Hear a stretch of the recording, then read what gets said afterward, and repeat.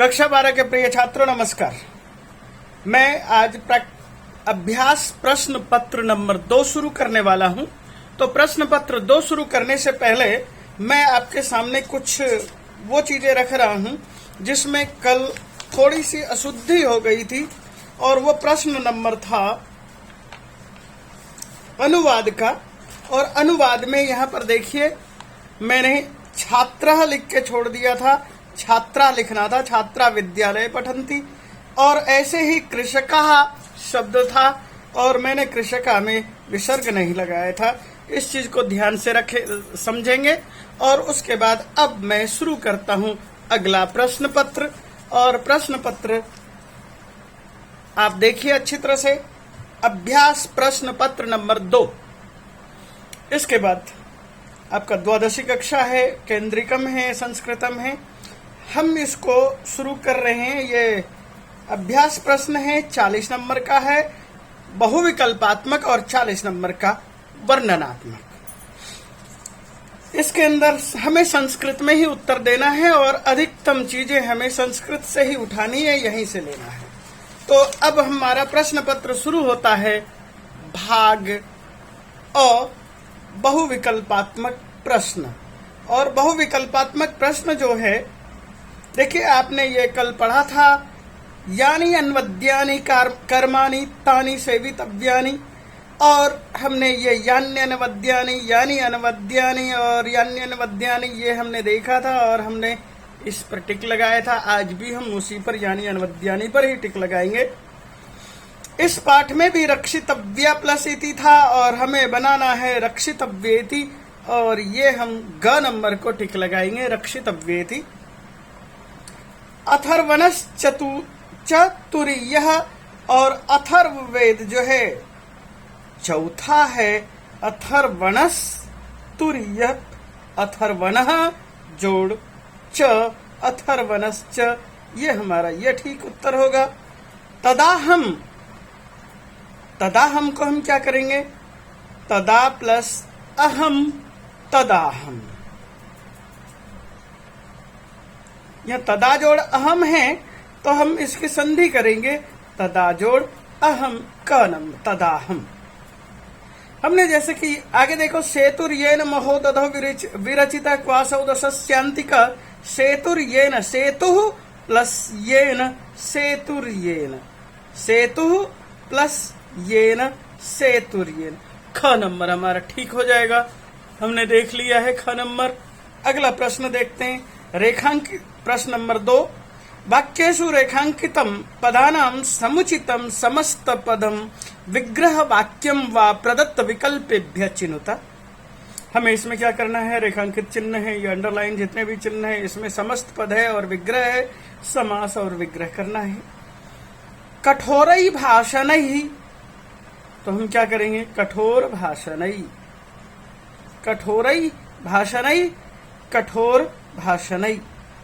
ये देखिए यहाँ पर शब्द दिया है कठोर भाषणई का, कठोरई भाषणई, ख और ग, कठोर भाषणम।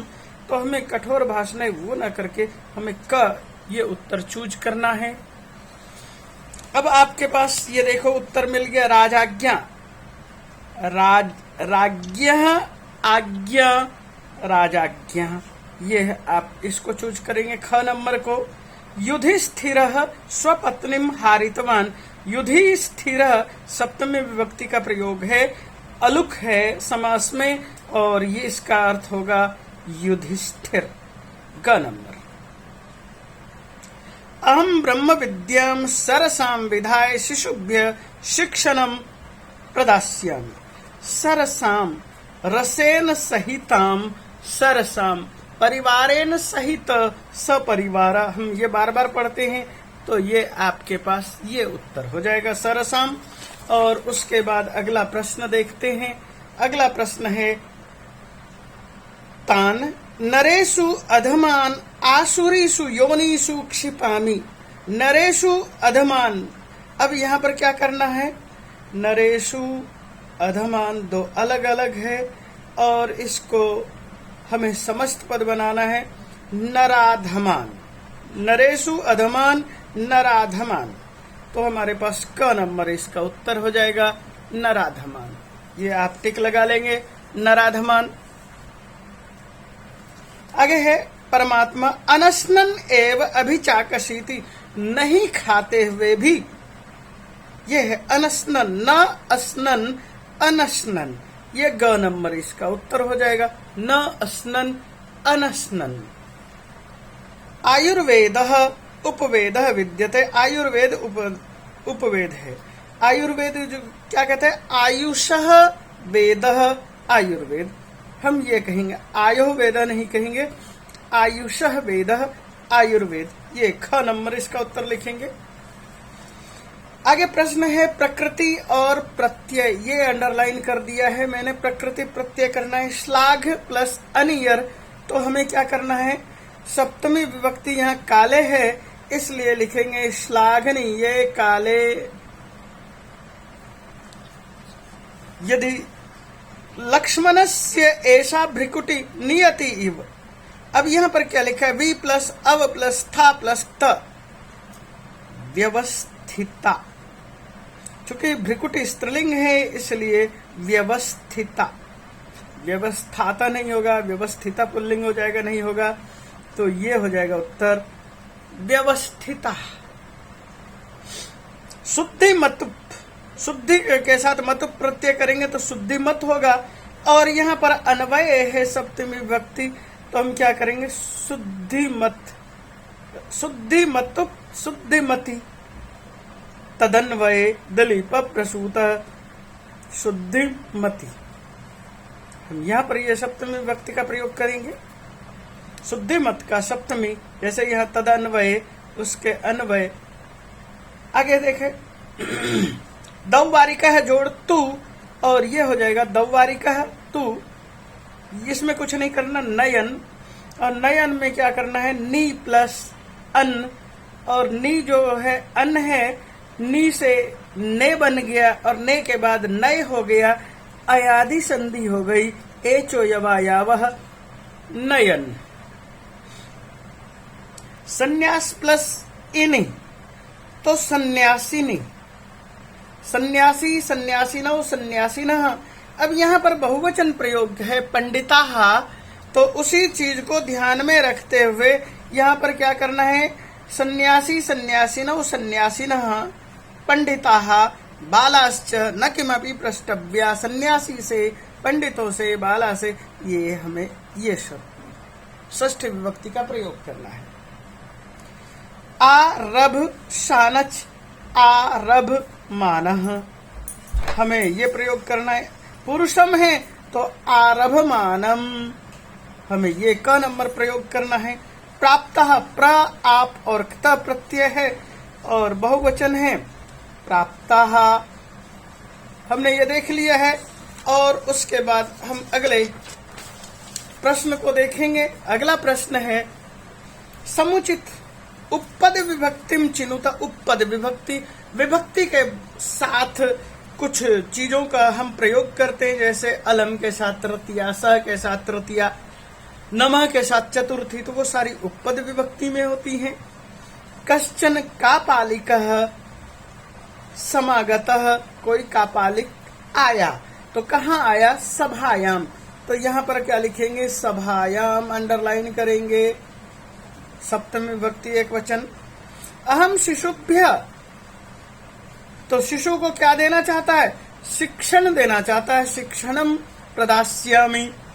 ऋते सत्य स्वरूपस्य वेदार्थान अवगति परिज्ञानम, तो यहाँ पर क्या कहते हैं, ऋते शब्द के साथ हम पंचमी विभक्ति का प्रयोग करते हैं। ऋते, यहाँ सत्व स्वरूपस्य परिज्ञानात् वेदार्थान अवगति, तो ये हमने ये निशान लगाया। आकरये अहम, आकारये अहम तुम्बुरुम कुलगुरु, तो तुम्बुरुम शब्द है, द्वितीय विभक्ति का प्रयोग है, तो तुम्बुरु द्वितीय है, तो इसको भी द्वितीय विभक्ति का प्रयोग करेंगे, कुलगुरु। हमने यहाँ पर यह देखा कि किस तरह से 4 प्रश्नों में व्याकरण से संबंधित प्रश्न थे, इनको हमने किस तरह से हल करने की कोशिश की। पठितावबोधनम, पठित अवबोधन में देखते हैं। और यहाँ पर क्या करना है, विशेष निर्देश के अनुसार उत्तर देना है। भाषिक कार्य है मुंजम महाबलम अवलोक्य अत्र विशेषण पदम किम। एक मुंजम है, एक महाबलम है। महाबल विशेषण है, मुंज विशेष्य है। तो मुंजम यहाँ पर पूछा है विशेषण पदम किम, विशेषण पद क्या है, तो हमने ये निशान लगा लिया है महाबलम। आगे है कापालिकम दंडवत प्रणम्य मुंज प्रावोचत अत्र नमस्कृत्य इत्यर्थे किम पदम प्रयुक्तम। नमस्कार करने के लिए प्रणम्य शब्द प्रयोग किया है। प्रणम्य नमस्कार करके, दंडवत प्रणम्य। तो यहाँ कहते हैं नमस्कृत्य, इसके अर्थ में क्या शब्द प्रयोग किया है, तो ये किया है प्रणम्य। यदि त्वम माम प्रविशंतम न प्रतिरुंधे, तो यहाँ पर पूछा है सर्वनाम पदम कस्मै। ये जो त्वम सर्वनाम पद है ये किसके लिए कहा गया है, तो यहाँ सन्यासी ने दव्वारिक से कहा था, इसलिए त्वम शब्द दव्वारिकाय, दव्वारिक के लिए प्रयोग हो जाएगा। तो इस चीज को यहाँ ध्यान रखना है। आगे देखते हैं, सत्यम कथय, सत्य बोलो, कस्तम तुम कौन हो, कथय इति क्रियापदस्य कर्तृपदम किम। तो कथय शब्द मध्यम पुरुष एक वचन है, इसलिए इसका कर्तृपद यानी कर्ता त्वम होगा। आढ्योभिजनवान अस्मि, अभिजनवान अस्मि। यहाँ अत्र धनिकः इति पदस्य पर्याय पदम किम। धनी के लिए पर्यायवाची शब्द क्या है, ये आढ्य शब्द धनी का पर्यायवाची है, इसलिए हम यहाँ आढ्य को टिक कर लेंगे। शत्रुजितः पुत्र ऋतध्वज उपस्थित अत्र विशेष्य पदम किम। शत्रुजित का पुत्र ऋतध्वज। अब ऋतध्वज विशेष्य है, बाकी सब विशेषण है, तो ये हम ऋतध्वज को अंडरलाइन कर लेंगे, राइट निशान लगा देंगे। दुष्ट प्रिय अपि तस्य त्याज्य आसीत। यहाँ पर देखिए दुष्ट प्रिय च, यहाँ कहा गया है सज्जन इति पदस्य किम विलोम पदम। सज्जन का उल्टा क्या है, सज्जन का उल्टा दुर्जन होता है, दुष्ट शब्द का प्रयोग किया है। ये आपने टिक लगा लिया, निशान लगा लिया। और उसके बाद देखते हैं आगे,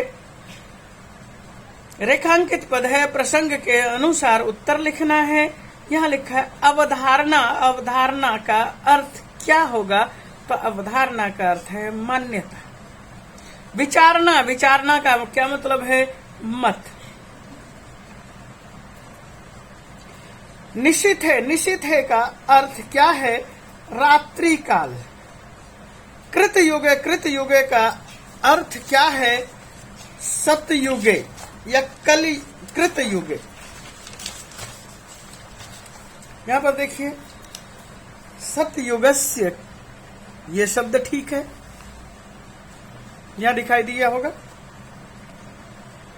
आगे है संस्कृत साहित्य इतिहास, सप्तम नंबर प्रश्न। कार्य व्यवस्थित, ये पाठ है और ये पाठ का रचयिता कौन है, लेखक कौन है, तो ये श्रीमद् भागवत गीता से है। और भागवत गीता जो है महाभारत का अंश है, इसलिए महाभारत का लेखक है महर्षि वेदव्यास। याद रखिए, यदि हम इस चीज को यहाँ शॉर्टकट में जाने तो आपको ये निशान लगाना पड़ेगा, व्यास 8,800 श्लोक, इनका शिष्य वैशंपायन 24,000 श्लोक, और इनका शिष्य उग्रश्रवा या सौती। सूत पुत्र था, रोमहर्षण का पुत्र था, और इसने क्या किया, 76,000 श्लोक बना दिया। तो ये है महाभारत का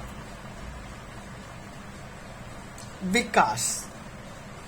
एक प्रथम, द्वितीय, तृतीय, आप इसको 3 चरणों में बांट सकते हैं महाभारत को। और ये लेखक कौन है, महर्षि वेदव्यास। तो कार्य अवस्थिति ये कहाँ का है, गीता के 16वें अध्याय का, गीता का जो 16वां अध्याय है, कार्य अवस्थिति है। भर्तृहरि अस्य लेखकस्य रचना का, भर्तृहरि के लेखक लेखक की रचना क्या है? ये लेखक की रचना है श्रृंगार शतकम। इन्होंने 3 शतक लिखे हैं, श्रृंगार, नीति और वैराग्य। राजशेखरस्य कालकः, राजशेखर का काल क्या है? दशम शताब्दी, 10वीं शताब्दी में हुआ है। बलाल सेनस्य अस्य लेखकस्य रचना क्या का बलाल सेन ने क्या लिखा है? तो बलाल सेन ने ये लक्ष्मण सेन के राज्यसभा में था और ये भोज प्रबंध नाम की रचना की, और भोज प्रबंध में महाराजा भोज का जीवन चरित्र लिखने की कोशिश की।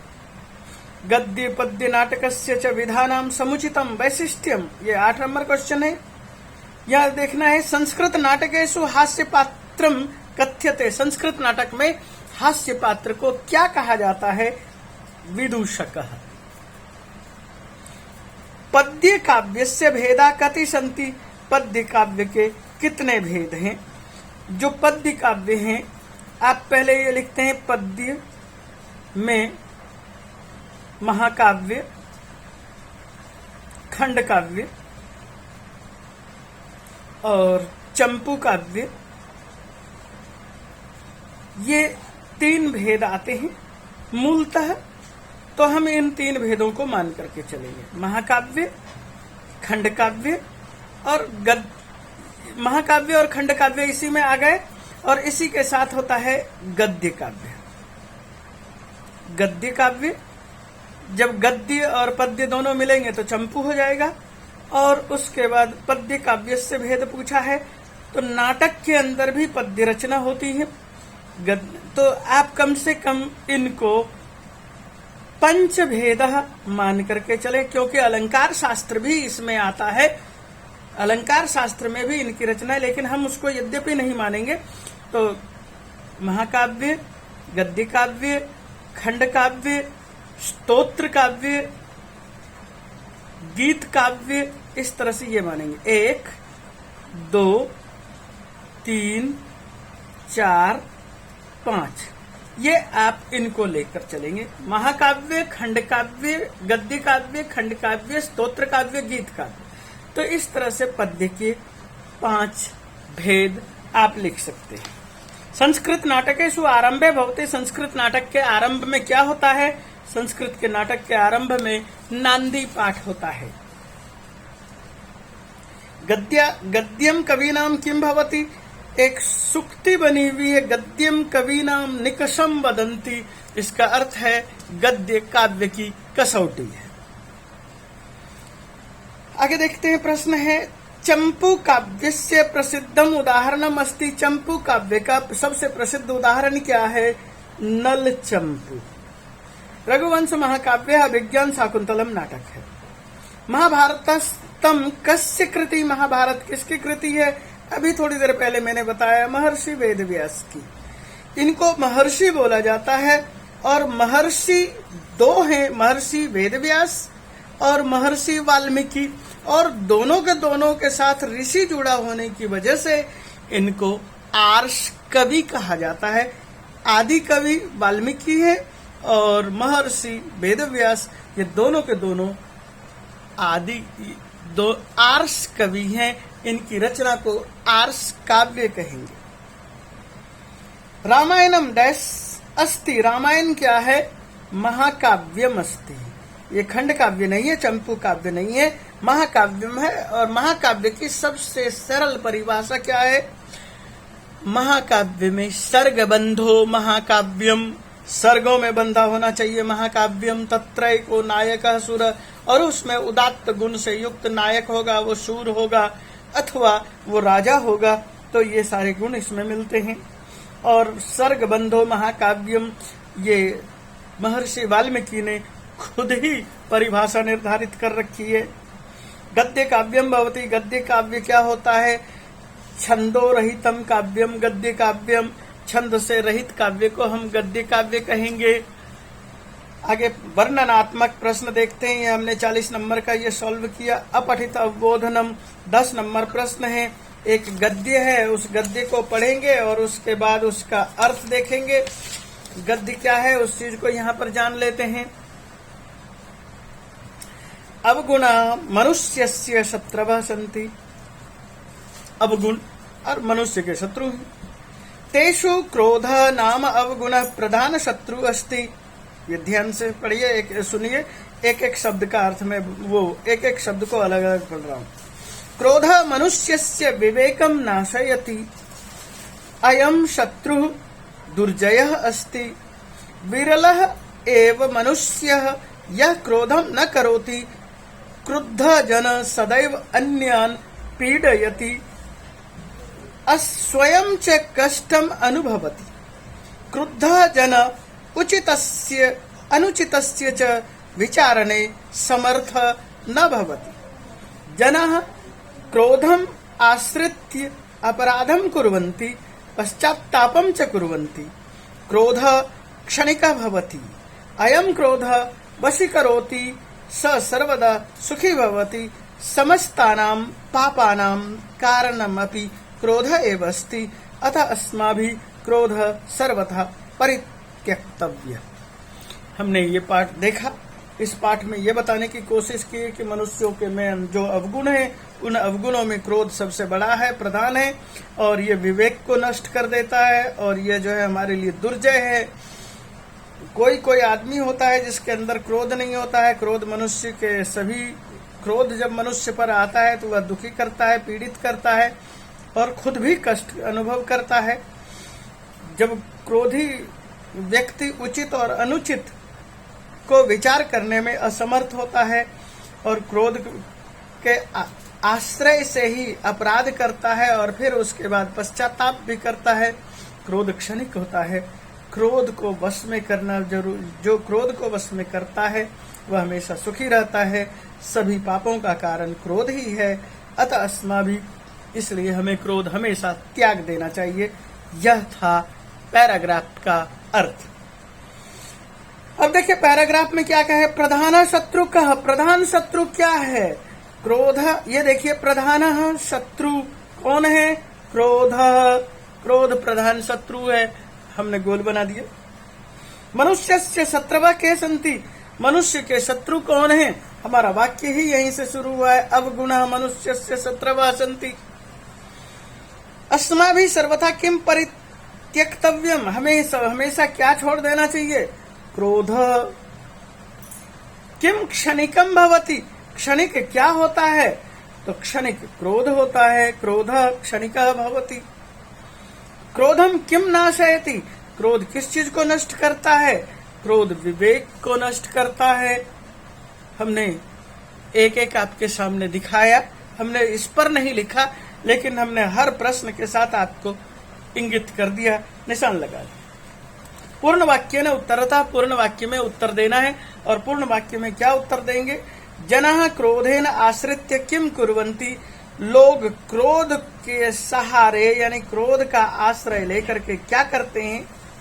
यहां से देखिए, अंडरलाइन कीजिए। जनाः क्रोधम आश्रित्य अपराधम कुर्वन्ति, पश्चातापम च कुर्वन्ति। ये 1 नंबर यहां डाल देता हूं। ये यहां पर आप कर लेंगे 1 नंबर।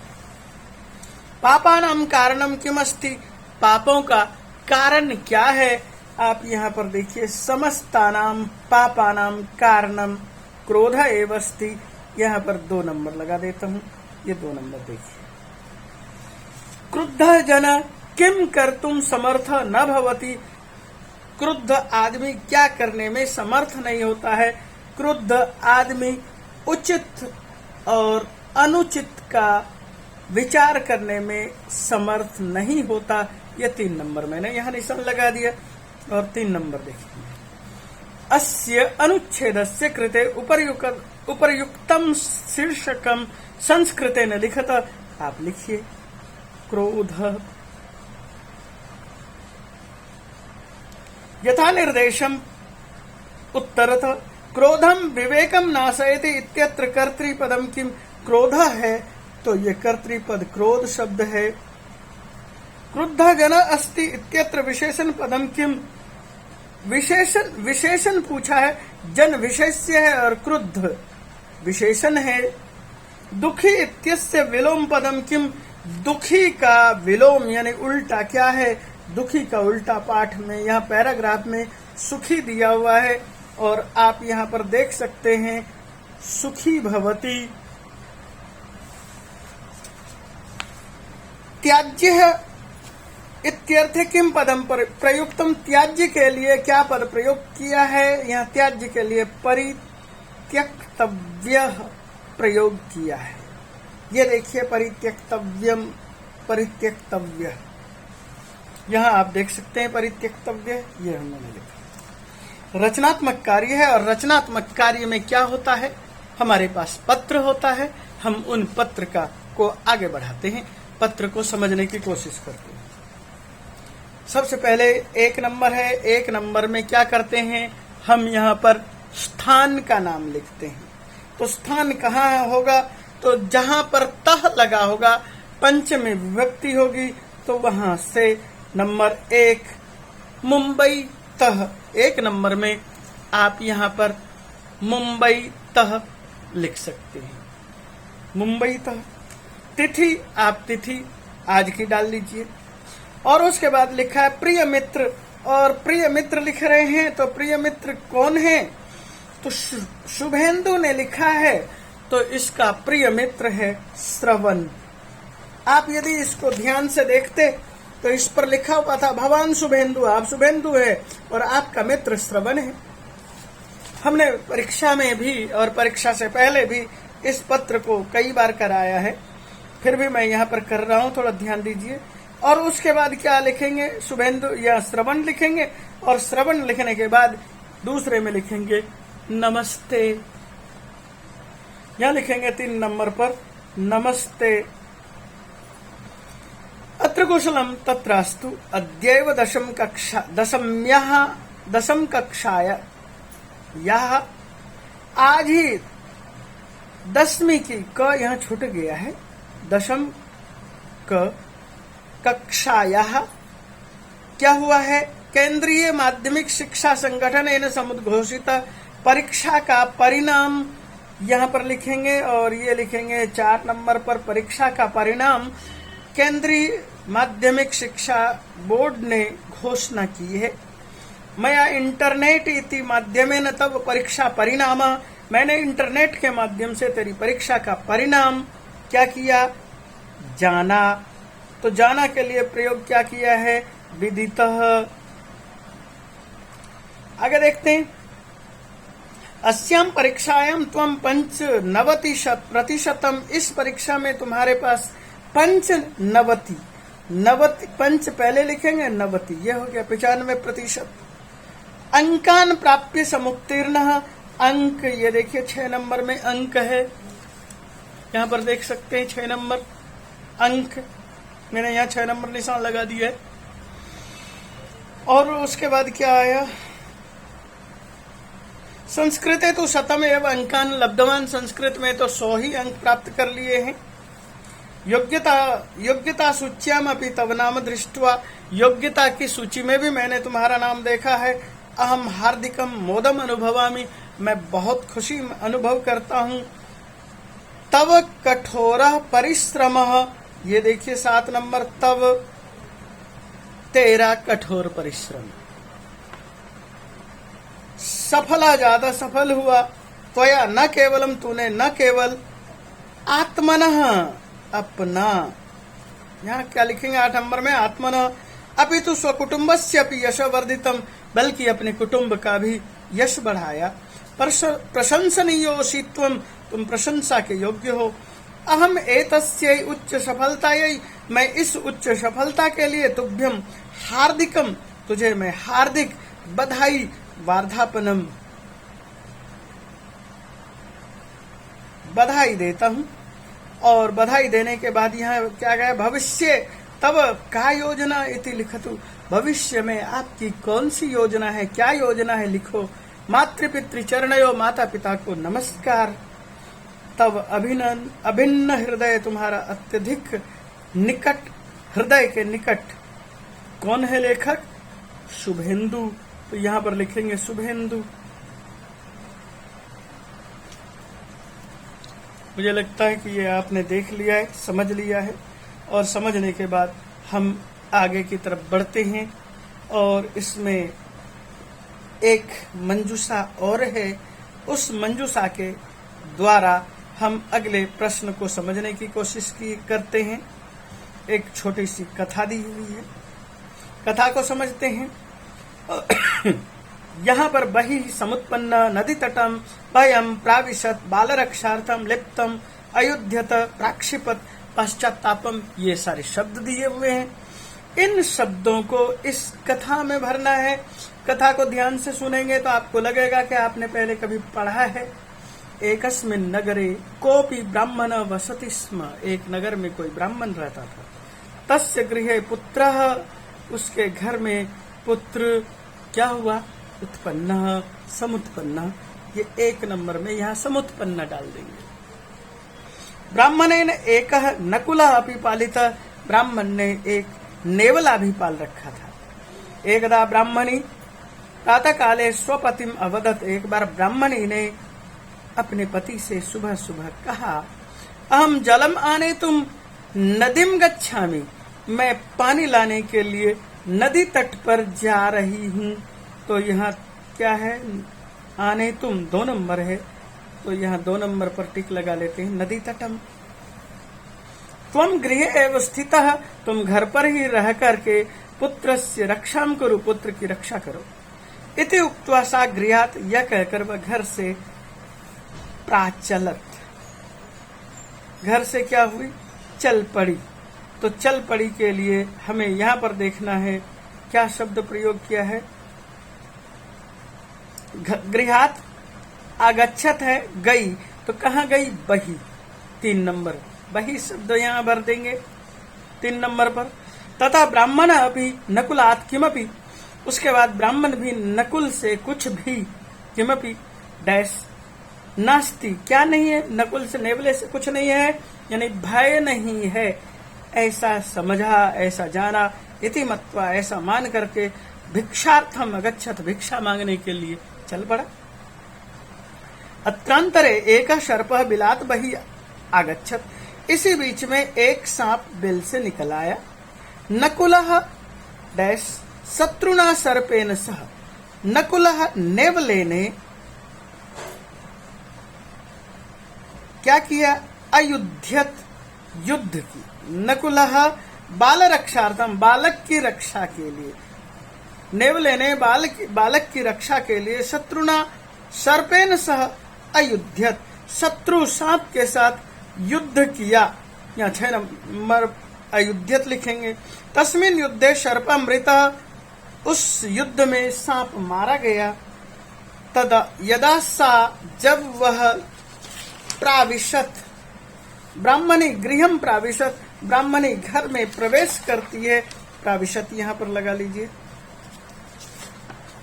और उसके बाद क्या है, तदा स नकुलः उत्साहेन तस्या समीपम गतः, तब वह नेवला उस उत्साह के साथ उसके पास पहुंचा।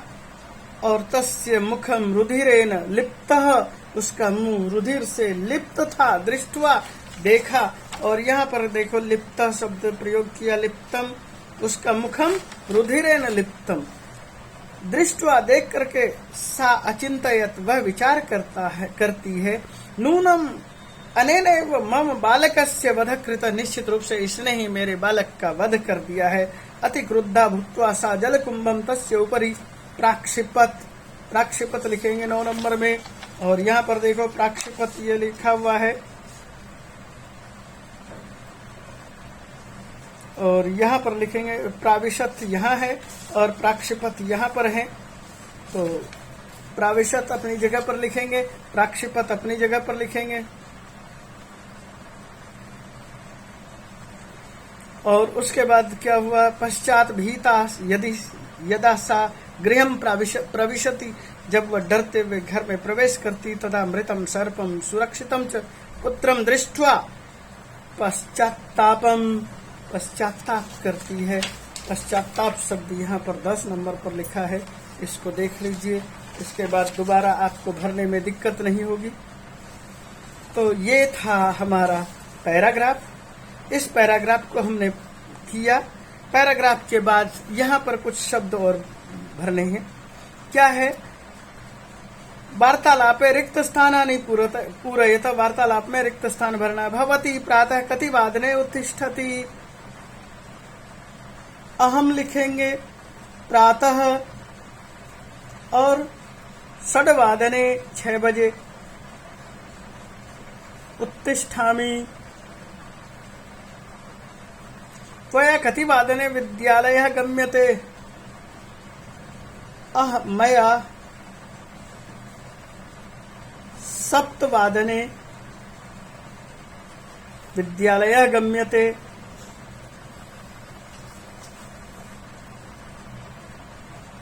भवती विद्यालयात् कदा आगच्छति, जब भवती लिखा हो तो अहम लिखो करता, और यदि त्वया लिखा है तो फिर वहां पर जो है मया लिखना है। अहम विद्यालयात्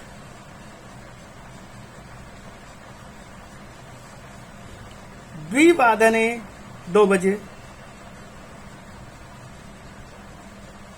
आगच्छामि,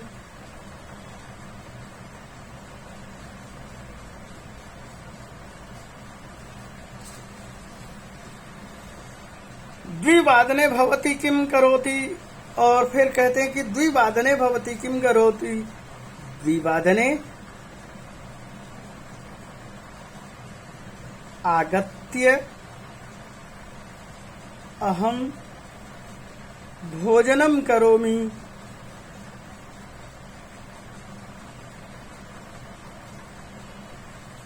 और भोजनांतरम किम करोति भवती, भोजन के बाद आप क्या करती हैं, भोजनांतरम अहम किंचित विश्रामम कृत्वा पुनः पठामि। इस तरह से हम इन वाक्यों को देख सकते हैं, भर सकते हैं, लिख सकते हैं। मुझे लग रहा है आपको दिखाई देता होगा। भोजनांतरम अहम किंचित विश्रामम कृत्वा पुनः पठामि। और अब जो है वाक्य है परोपकार, और परोपकार पर मैं आपको छोटे छोटे कुछ निबंध लिखा हुआ ही दिखा। तो देखिए बच्चों, यहाँ पर परोपकार के पर मैं आपके पास एक निबंध रख रहा हूँ। परोपकार, परेषाम उपकार परोपकार अस्ति, अन्येभ्यो जीवेभ्य यत्किंचित दीयते तेषां सह यावा क्रियते तत्सर्वं परोपकार शब्देन क्रियते। समाज सेवाया भावना, देश प्रेम भावना, देशभक्ति भावना, दीन रण भावना, पर दुख कातरता, सहानुभूति गुना, इतने शब्दों को छोड़िए और आप ये लिखिए। ते दीनेभ्य दानम ददाति, निर्धनेभ्य धनम, वस्त्रहीनेभ्यो वस्त्रम, पिपासितेभ्यो जलम, बुभुक्षितेभ्यो अन्नम, अशिक्षितेभ्य शिक्षाम ददाति। इसी को आप 4 वाक्य में बना लीजिए। सज्जना परोपकारेण एव प्रसन्ना भवन्ति, सज्जन परोपकार से ही प्रसन्न होते हैं। ते परोपकारेण स्वीयं दुखम न गणयन्ति, वे परोपकार की वजह से अपने दुख को दुख नहीं मानते। और देखिए इसमें आगे आता है, परोपकार भावनया महाराजो दधीचि देवानाम हिताय, स्वीयानि अस्थिनि ददौ, शिवि कोप कपोत रक्षार्थम स्वमांसम सेनाय प्रददा।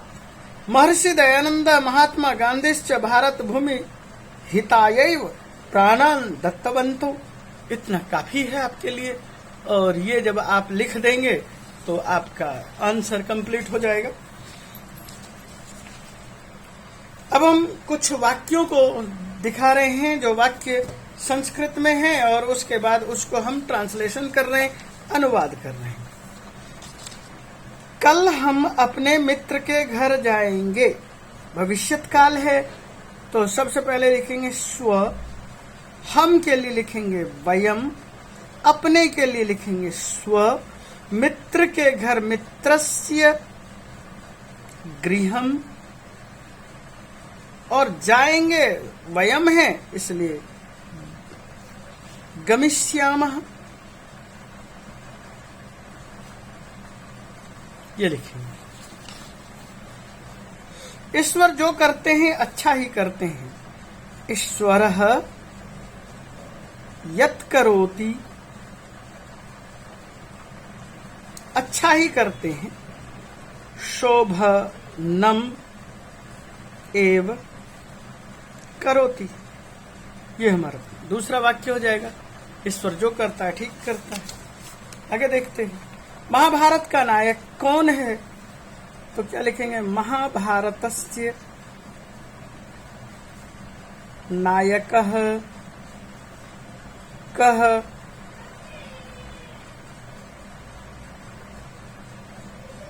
कह लिखना है, अस्ति।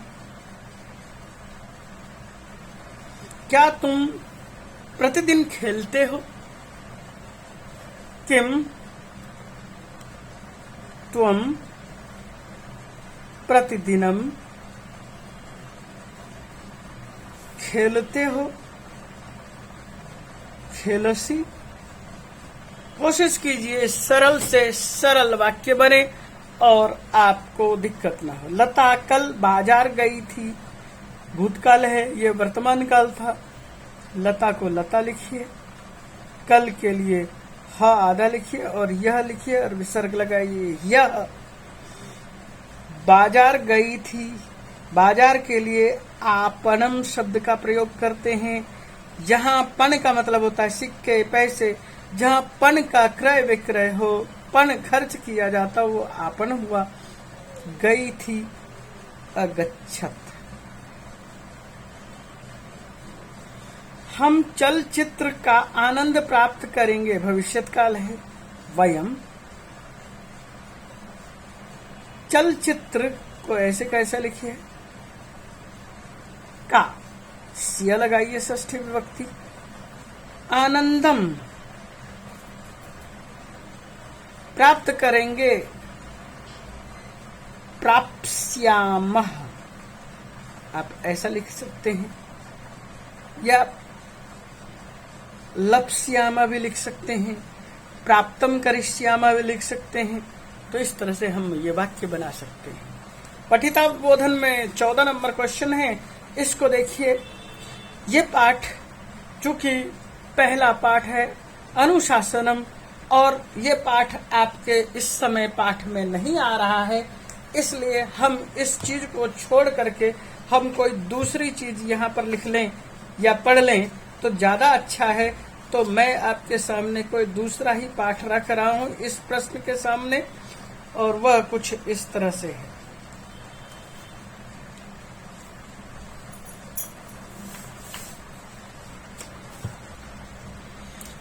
इस चीज को देखिए, विद्यास्थानानि आपके पास पाठ में भी है,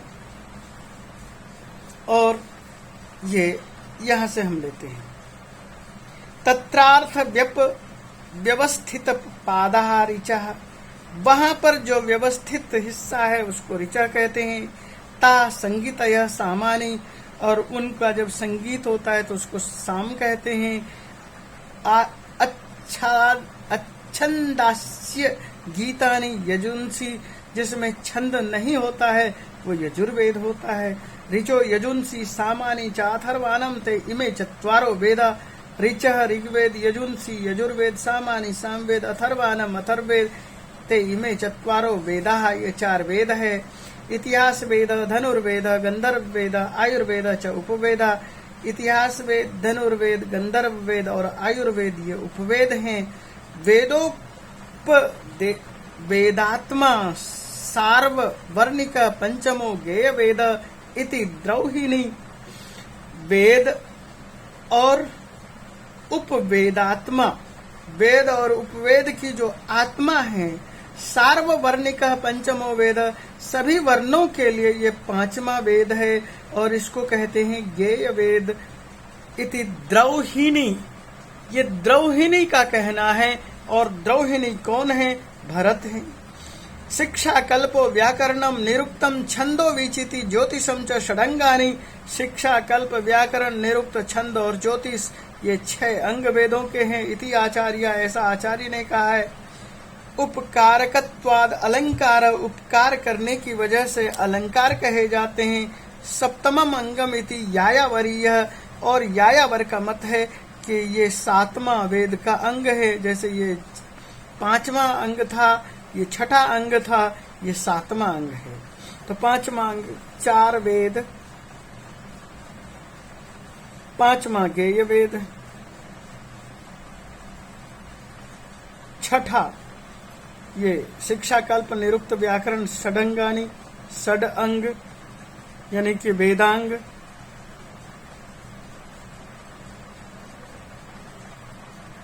और उसके बाद 7वां कहा ये अलंकार। ये यायावर का कहना है, यायावरीय नाम मतम, यायावरीय मत है। ऋते च तत्स्वरूप परिज्ञानाद वेदार्थान अवगति, वेदार्थान अनवगति, यानी कि ये क्या है कि इनके ज्ञान के बिना उसके स्वरूप का परिज्ञानात वेदार्थान, वेद के अर्थ की न गति अवगति रहती है। ये अवगति यानी कि हम वेद को सही ढंग से नहीं जानते हैं। ऋचः कीदृश्यः सन्ति, ऋचः ऋग्वेद कैसी है, तत्र व्यवस्थित पादाः, इसको यहाँ पर देखेंगे। पंचमो वेदः कः, पंचम वेद कौन सा है, पंचमो वेदः गेयः। कति वेदांगानि सन्ति, षड वेदांगानि सन्ति। संगीतयः कानि सन्ति, संगीत कितने हैं। तो संगीत के लिए हमने शब्द कहाँ प्रयोग किया, ताः संगीतयः सामानि, साम संगीत हैं। जब आपने इनको देखा तो कुछ इस तरह से देखते हैं पूर्ण वाक्य में।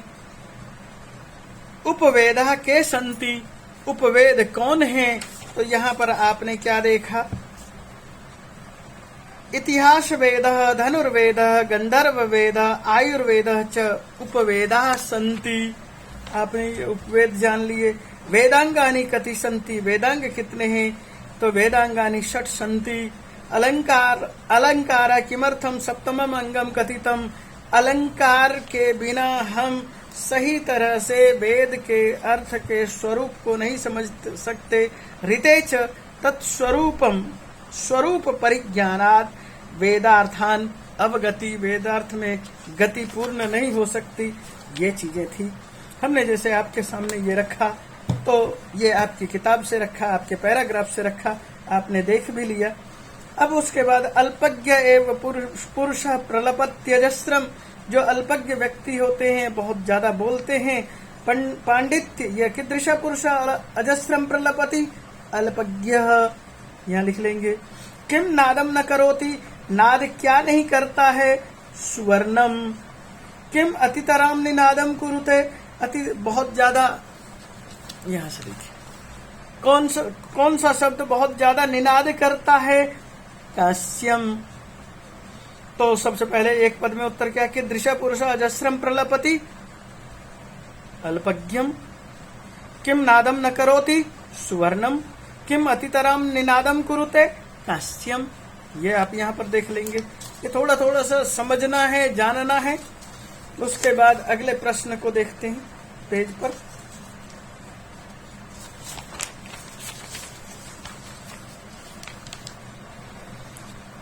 मित प्रभाषी कीदृश जन भवति, जो कम बोलने वाला वो कैसा होता है, तो मित प्रभाषी, ये यहाँ पर देखिए, ये वाला नोट कीजिए। पांडित्य समृत मतिस्तु मित प्रभाषी, जिनके अंदर पांडित्य होता है, जिनके अंदर प्रौढ़ता होती है, जिनके अंदर ज्ञान होता है, वो बहुत कम बोलता है। आपने सुना होगा अधजल गगरी छलकत जाए, जो गगरी आधी खाली होती है तो वो छलकते चलती है, और जिनके पास ज्ञान की गरिमा होती है वो कम बोलता है। अल्पज्ञ किम करोति, अल्पज्ञ अजस्रम प्रलपति। ये आप पहली पंक्ति को देखेंगे यहाँ पर, अल्पज्ञ एव पुरुष अजस्रम प्रलपत्यजस्रम, और यहाँ एक नाट्यांश है। ये नाट्यांश भी आपके पास पाठ किसी उस तरह के पाठ का है जो पाठ आपने पहले से पढ़ रखा है। इसलिए हम यहाँ पर उसकी चर्चा न करके हम किसी और पाठ को यहाँ पर रखें। तो हमने मदालसा वाला जो पाठ है, लगभग हमने हर चीज को यहाँ पर आपके पास अलग अलग तरह के क्वेश्चन में कह दिया है। इसलिए ऐसा लगता नहीं है कि जो है मैं उस पाठ को दोबारा तिबारा कई बार रखूं, क्योंकि मैंने उसके पैराग्राफ 1, पैराग्राफ 2, पैराग्राफ 3, पैराग्राफ 4 सारे पैराग्राफ के आपके सामने रखे हैं। 5 नंबर पैराग्राफ भी रखा है। तो मैंने सभी तरह के पैराग्राफ आपके हर क्वेश्चन पेपर में कुछ न कुछ रखा है। इसलिए यहाँ पर मैं चाहता हूँ कि कुछ इसी पैराग्राफ से ही लिया जाए, जो कि आपको कुछ याद भी रहे कुछ देर के लिए। तो एक पैराग्राफ ये ले लेते हैं।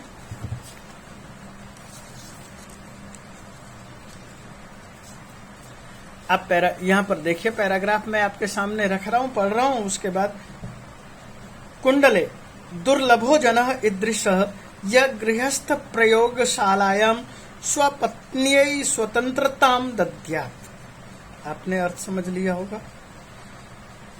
दुर्लभ लोग ही हैं जो कि गृहस्थ रूपी प्रयोगशाला में अपनी पत्नी को स्वतंत्रता देते हैं।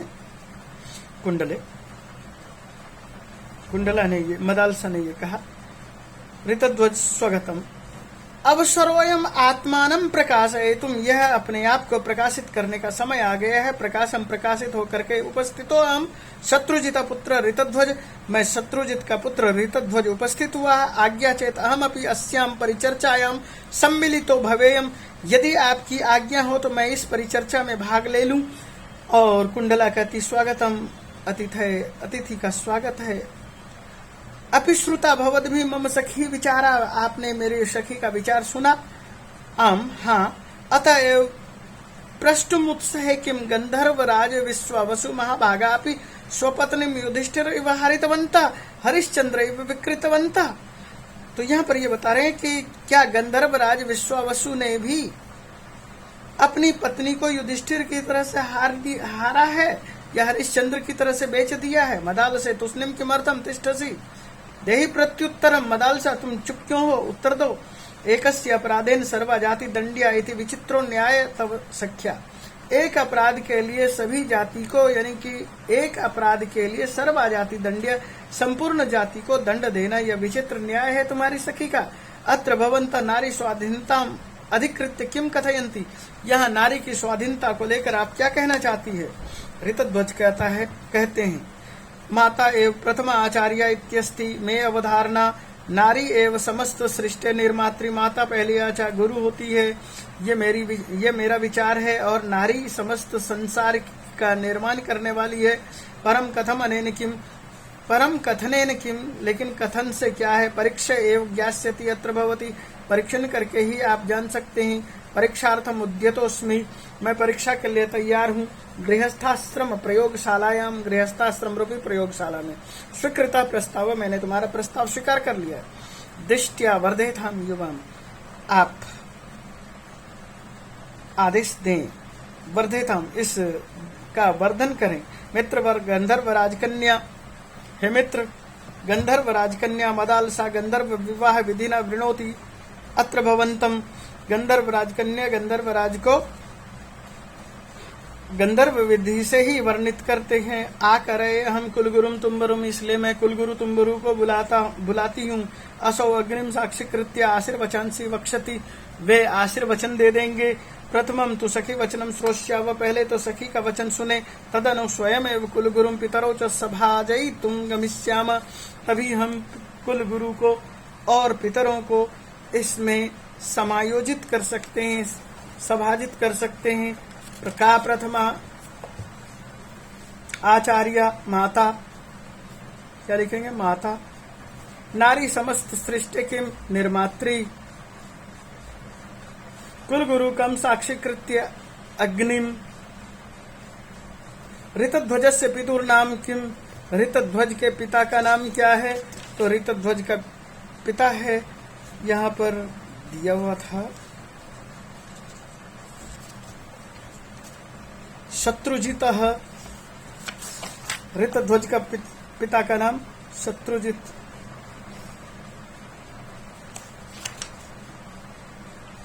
आगे है कीदृश जन दुर्लभोस्ति, किस तरह का आदमी दुर्लभ है। तो यहाँ लिखा है दुर्लभो जन ईदृश या गृहस्थाश्रमम। इस लाइन को आप लिखना है एक वाक्य में। ऋतध्वज किम प्रष्टुम उत्साहते, ऋतध्वज क्या पूछना चाहता है। ऋतध्वज यह पूछना चाहता है कि मैं आपके साथ विवाह करना चाहता हूँ। ये देखिए, अतएव प्रष्टुम उत्साहे किम, या आप इस लाइन को यहाँ पर लिख दीजिए 2 नंबर। ऋतध्वज प्रतुष्ट, यहाँ से ये यहाँ से अभी मैंने बोल दिया है इस वाक्य को, आप इसको लिख लेंगे। मदालसाया विचित्र न्याय का, मदालसा का विचित्र न्याय क्या है। मदालसा का विचित्र न्याय ये कह रहे हैं कि एक व्यक्ति के अपराध के लिए पूरी जाति को अपराधी घोषित करना यह ठीक नहीं है। ये एकस्य अपराधेन सर्वा, ये 3 नंबर निशान लगा दिया है। आगे देखते हैं। स्वीकृतवंत प्रस्ताव इत्यत्र क्रियायाम किम, क्रियापद क्या है। स्वीकृतवंत तव प्रस्ताव, तव और प्रस्ताव स्वीकृतवंत, स्वीकृत यही क्रिया है। आकारे अहम कुलगुरुम तुम्बुरुम, अहम इति सर्वनाम पदम कस्मै प्रयुक्तम। ये अहम शब्द का सर्वनाम पद किसके लिए प्रयोग किया है। प्रथमम तु सखी वचनम तदनुम स्वयमेव कुलगुरुम पितरो च। ये कुंडला ने कहा है। अहम शब्द किसके लिए प्रयोग हुआ, कुंडला यही। जन ईदृश अनयो पदयो विशेषण पदम किम, तो विशेषण पूछा है, ये ईदृश विशेषण है।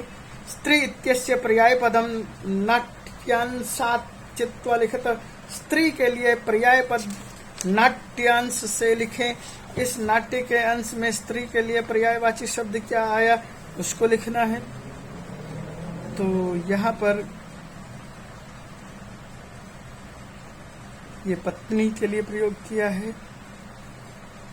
नारी है स्त्री का पर्यायवाची शब्द, ये यहाँ पर लिखना है। तो आप यहाँ पर देख चुके हैं स्त्री के लिए पर्यायवाची शब्द नारी, ये लिख सकते हैं। आगे हमें एक और श्लोक देखना है। न दुर्जन सज्जनतामुपैति षठ सहस्रैरपि शिक्ष्यमानः चिरम निमग्नोऽपि सुधा समुद्रे न मंदरो मार्दवम अभ्युपैति। तो ये बड़ा सरल है, ये हमने कल भी पढ़ा था। दुर्जनः सठः सहस्रैरपि, ये यहाँ से ये उठाएंगे। सहस्रैरपि हजारों तरह से, सज्जनै सहस्रैरपि सज्जनै शिक्ष्यमाना कदाचित, सज्जनताम यहाँ 2 नंबर पर लिखेंगे। न प्राप्नोति यथा अमृतस्य समुद्रे चिरकालम यावत निमग्नः, ये निमग्न शब्द लेंगे। मंदरः पर्वतः मार्दवम न प्राप्नोति, मार्दव ये शब्द लेंगे यहाँ पर 4 नंबर पर। ये हमारे पास उत्तर हो गया। या यहाँ से ये देख लो, कोमलत्वम मार्दवम के लिए कोमलत्वम समस्त्रम सहस्र है, आपने ये देख लिया। और आगे क्या दिया है, अथवा में यह है कर्मण्यारभ मानो ही पुरुषम श्रीर निषेवते दोषेषु यत्न सुमहान खलानाम, खलानाम यानी कि दुष्टानाम, महान दोष, दुष्टों का के अंदर एक दोष क्या होता है, सुमहान खलानाम दोषेषु यत्न, दोषों में यत्न करते, दोषेषु यत्न भवति महताम सज्जनान जनानाम, दुष्ट जनानाम दोषेषु एव यत्न भवति। 2 नंबर इसको टिक लगाइए। कर्मण्यारभ माने यह मनुष्य कर्मण्यारभते स समृद्धिम प्राप्नोति, ये इसको टिक करिए। और अधोलिखित अन्वय, इसका अन्वय लिखना है। स भूत्यर्थम एव प्रजानाम एव भूत्यर्थम, प्रजा के भूति के लिए, ताभ्यः बलिम अग्रहीत, उनसे बलि लेता था। और उसी को सहस्त्र गुणम स ही रवि, यहां से रवि शब्द लेंगे और सहस्त्र गुणम उत्सृष्टुम, ये उत्सृष्टुम लेंगे यहां पर, और उसके बाद रसम आदत्ते रस लेता है। ये हमने यहां पर देख लिया। मुझे लगता है कि यह आपने देख भी लिया है इसमें। और इसको ज्ञान मौनम क्षमा शक्तौ, और उसके बाद 2 नंबर पर इसको खींच कर ले आएंगे त्यागे श्लाघा विपर्यय, आकार सदृश प्राज्ञ प्रज्ञया सदृश आगम, रूपम प्रसिद्धम न बुधास्तदाहु विद्यावताम वस्तुत एव रूपम। इसको हम यहां से यहां लेकर आएंगे। विशेषतः सर्वविधाम समाजे विभूषणम मौनम पंडितानम, इसको इस तरह से घुमाकर ले लेंगे और हमारा इस तरह से प्रश्न पूर्ण होता है। आप इसको अच्छी तरह से देख लें। यह प्रश्न नंबर 19 था और आपने जब इस 19 नंबर प्रश्न को देखा, हमने ये लिखा, या आप कोई भी श्लोक लेकर के वो कर सकते हैं। जैसे एक श्लोक ये दिया है, कोई और श्लोक भी आप लिख सकते हैं। इस तरह से आप प्रश्न का हल कर सकते हैं। कुछ ये ज्यादा लंबा हो गया क्योंकि मैंने पैराग्राफ लंबा ले लिया था। मेरा मकसद केवल यह है कि आप पाठ के उद्देश्य को समझें, प्रश्न पत्र को समझने की कोशिश करें। इसी के साथ मैं ये कहूंगा कि इन पाठों को ध्यान से देखते रहें, प्रश्न पत्र को ध्यान से देखिए, समझिए। इसी के साथ धन्यवाद। आप इन वीडियो को लोगों तक पहुंचाइए, जानकारी लीजिए, जिससे कि वे भी अधिक से अधिक नंबर प्राप्त कर सकें। और मैं इसी के साथ धन्यवाद कहूंगा। नमस्कार दोस्तों, बच्चों।